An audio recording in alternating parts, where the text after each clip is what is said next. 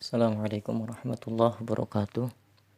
Bismillah walhamdulillah wassalatu wassalamu ala rasulillah Sayyidina Muhammad ibn Abdillah wa ala alihi wa sahbihi wa mawalah. Allahumma akhrijna min dhulumatil wahmi wa akrimna binuril fahmi waftah alayna bima'rifatil ilmi wa sahil akhlaqana bil hilmi waj'alna mimman yastami'una al-qawla fayattabi'una ahsanah. Allahumma zidna bil ilmi wa zayyinna bil hilmi wa akrimna bit taqwa wa jammilna bil afiyah. Amma ba'd. Video kali ini adalah lanjutan dari video sebelumnya. Video ini akan difokuskan pada penjelasan tentang urgensi fikih kelautan dan posisinya dalam fikih Islam. Secara umum kemudian memunculkan pertanyaan, mengapa fikih kelautan? Pertanyaan ini kemudian bisa dijawab berdasarkan dua argumen minimal. Pertama, dari aspek sosiologis, dan yang kedua dari aspek normatif.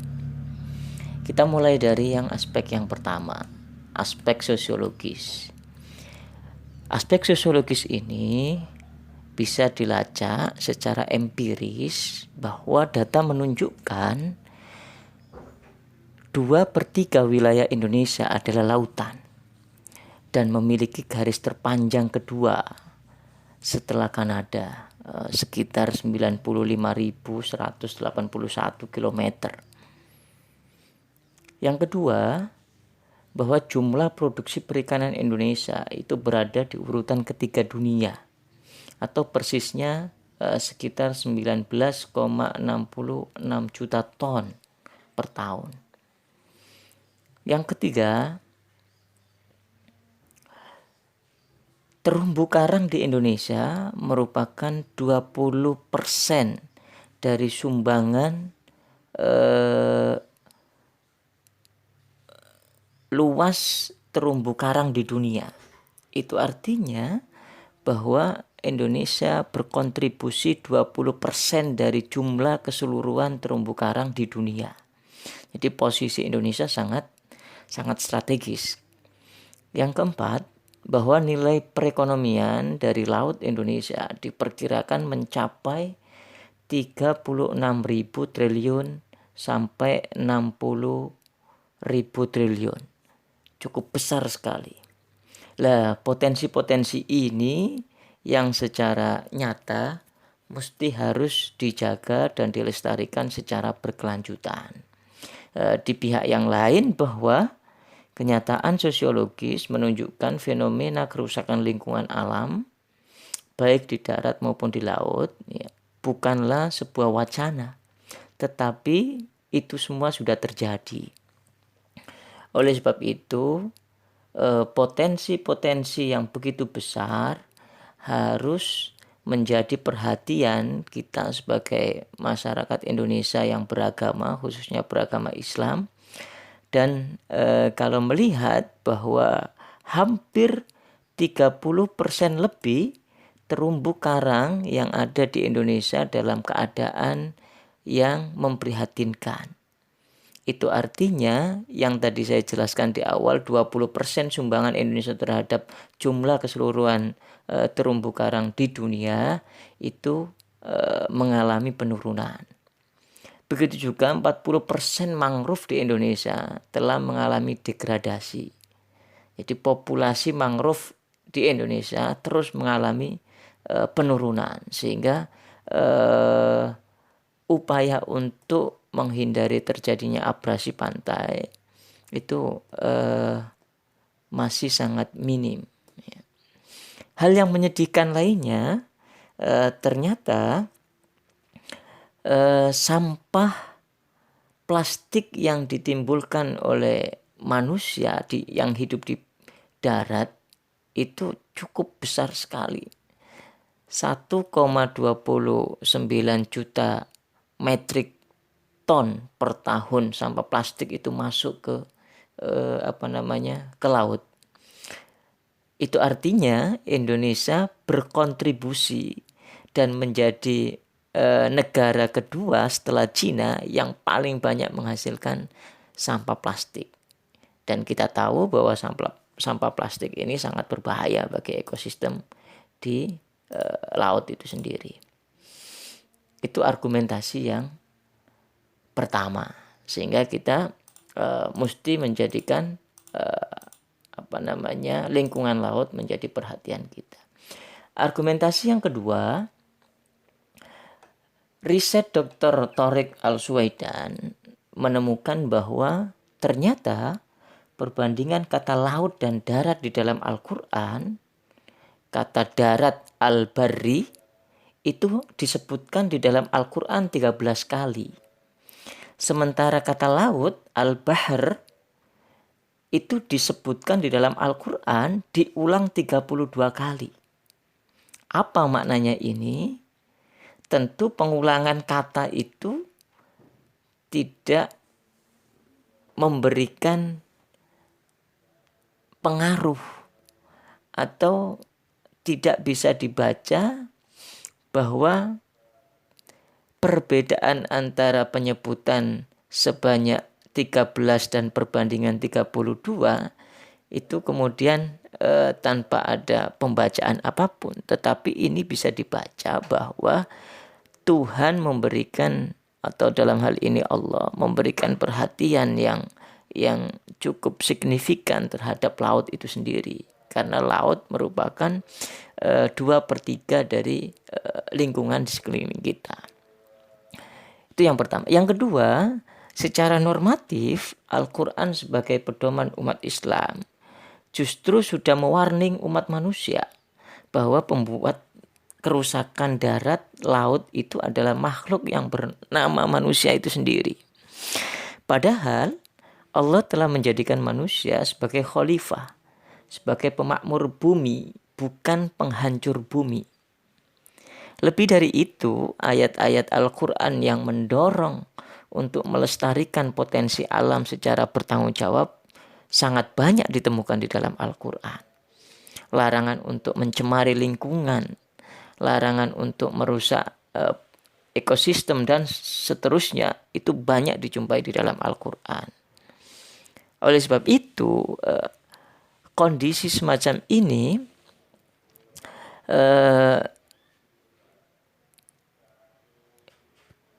Toshihiko Izutsu mengatakan bahwa sikap semacam ini bisa disebut sebagai sikap to be unthankful atau sikap yang tidak bersyukur. Oleh karena itu maka fikih kelautan sebagai sebuah pemikiran atau gagasan atau konsep berpijak pada penalaran atau pertimbangan aspek sosiologis dan aspek normatif sekaligus.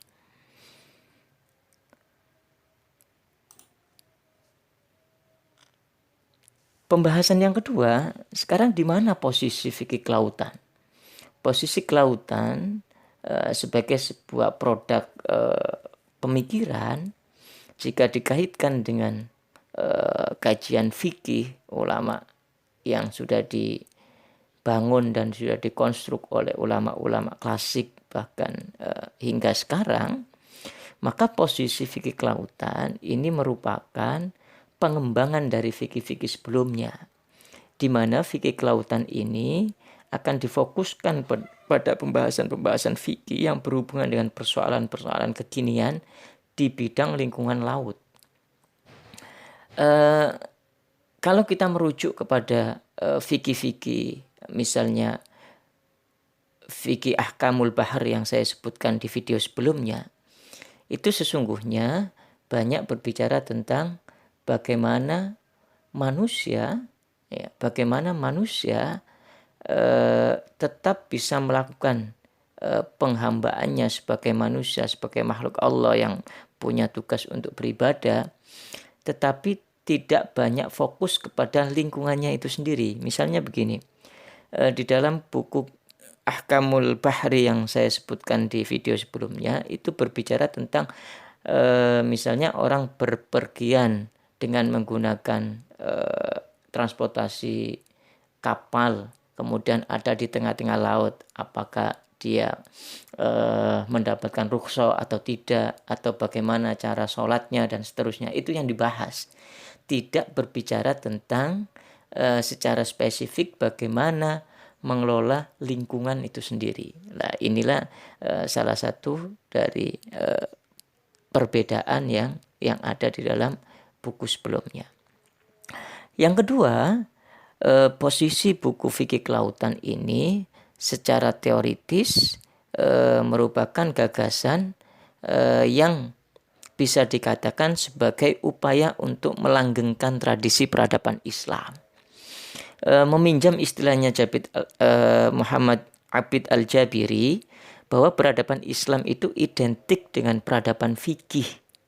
Itu sebabnya menjadikan fikih kelautan yang responsif dan progresif berarti mentradisikan berpikir secara normatif dengan penalaran deduktif induktif untuk merumuskan fikih yang ramah lingkungan, khususnya fikih konservasi kelautan. Sehingga secara sederhana maka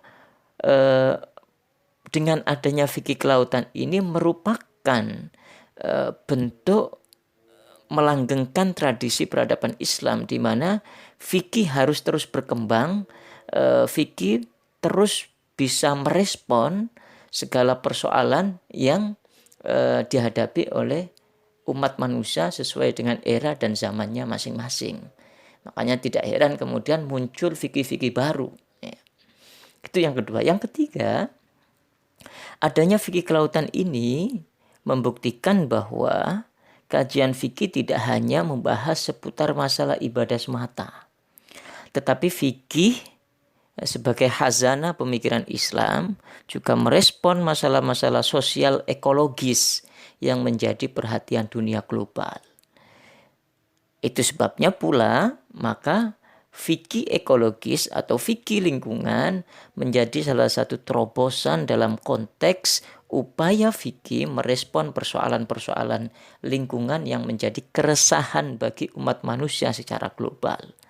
Nah, dengan demikian maka umat Islam yang secara normatif punya nilai-nilai, punya norma yang bisa ditarik secara aplikatif dalam konteks hukum, maka fikih kelautan adalah bagian dari proses itu semua dalam konteks untuk menjadikan fikih sebagai khazanah Islam yang selalu mampu berdinamika, mampu merespon kebutuhan zaman dalam konteks yang berbeda-beda sesuai dengan kebutuhan umat manusia, di mana dia mengalami perubahan dan mengalami dinamika yang terus secara signifikan.